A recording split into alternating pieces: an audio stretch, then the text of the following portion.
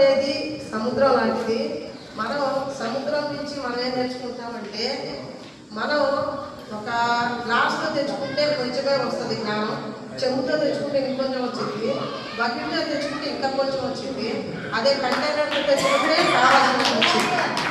మనం దేని నుంచి ఎంత తెచ్చుకుంటున్నాం అనేది మనమే డిసైడ్ అవ్వాలి. డిసైడ్ టీ అంటే డిఫైనర్ ప్రాబ్లం.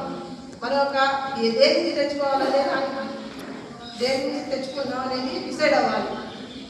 ఈ ట్రాన్స్ఫర్ ఎస్టాబ్లిషన్ అండ్ ఆప్షన్, ఎలా ఏ విధంగా తెచ్చుకుంటే బాగుంటుంది అని. C transfer consider on sequence, మనం కన్సిడర్గా ఉండాలి ఫస్ట్. ఈ transfer evaluation. D transfer decision, దేని నుంచి తెచ్చుకోవాలి, బకెట్ నుంచి తెచ్చుకోవాలా, చెంబు నుంచి తెచ్చుకోవాలి, కంటైనర్ నుంచి తెచ్చుకోవాలా అనేదాన్ని.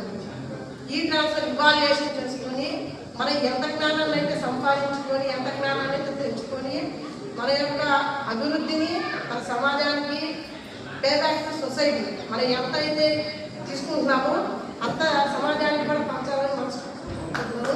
ఈ అవకాశం ఇచ్చినప్పుడు సుబ్బారావు సార్కి చాలా చాలా ధన్యవాదాలు.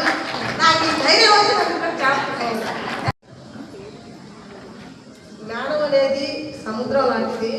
మనం సముద్రం నుంచి మనం ఏం నేర్చుకుంటామంటే, మనం ఒక గ్లాస్లో తెచ్చుకుంటే కొంచెమే వస్తుంది జ్ఞానం, చెంబుతో తెచ్చుకుంటే ఇంకొంచెం వచ్చింది, బకెట్లో తెచ్చుకుంటే ఇంకా కొంచెం వచ్చింది, అదే కంటైనర్తో తెచ్చుకుంటే కావాల్సిన వచ్చింది.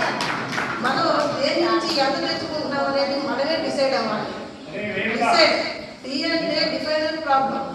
మనం ఒక దేని నుంచి తెచ్చుకోవాలనే దేని నుంచి తెచ్చుకుందాం అనేది డిసైడ్ అవ్వాలి.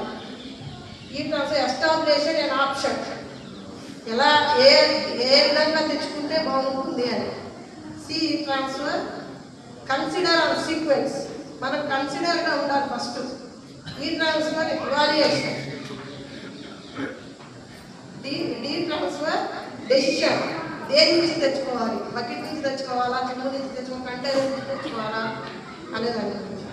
ఈ ట్రాన్స్ఫర్ ఇవాల్యుయేషన్ చేసుకొని మనం ఎంత జ్ఞానాన్ని అయితే సంపాదించుకొని, ఎంత జ్ఞానాన్ని అయితే తెచ్చుకొని మన యొక్క అభివృద్ధిని, మన సమాజానికి, పే బ్యాక్ టు సొసైటీ, మనం ఎంత అయితే తీసుకుంటున్నామో అంత సమాజానికి కూడా పంచాలని మనసుకుంటున్నాను. ఈ అవకాశం ఇచ్చినప్పుడు సుబ్బారావు సార్కి చాలా చాలా ధన్యవాదాలు. నాకు ఈ ధైర్యం వచ్చినప్పుడు చాలా